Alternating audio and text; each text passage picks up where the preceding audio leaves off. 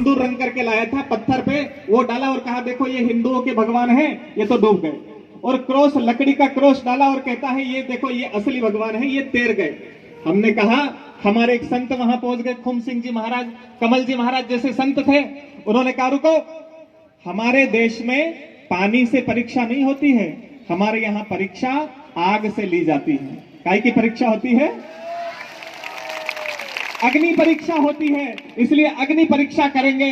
उन्होंने क्या किया, वो पत्थर के जो सिंदूर रंगा वो पत्थर अग्नि में डाला, तो वो तो जला नहीं, और लकड़ी का क्रॉस लेकर के जैसे अग्नि में डाला तो जल करके स्वाहा हो गया।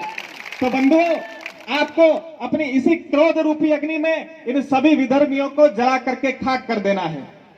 और दूसरा विषय मैं आपको ध्यान में दिलाना चाहता हूं, हमारे प्रशासन के लोग यहाँ हैं, माननीय कलेक्टर जी इस घटना को देख रहे होंगे, माननीय एसडीएम महोदय के पास सारी घटनाएं जा रही होगी, और उन्हें हम ध्यान दिलाना चाहते हैं कि अभी हमारे पूर्व वक्ताओं ने कहा हम लोग कानून के हिसाब से चलने वाले लोग हैं। और जब आरटीआई से चीजें मांगी गई कि यहाँ कितने ईसाई हैं, तो वहां 0 लिखा हुआ आया। यहाँ कितने चर्च है ये जब पूछा गया तो वहां 0 आया।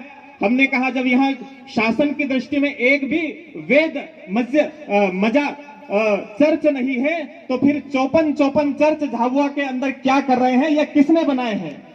इसका मतलब है कि ये सारे चर्च गैर कानूनी है, अवैध है, और इन गैर कानूनी चीजों को प्रशासन का कर्तव्य बनता है कि तुरंत से तुरंत उनको हटाया जाए। और तो और इतना बड़ा ढांचा, अभी हमारे माननीय शर्मा जी कह रहे थे ये ढांचा जो खड़ा कर दिया, एक बाबरी ढांचा था अयोध्या में, और हिंदू समाज ने उस कलंक को भी मिटा दिया, कार सेवा की।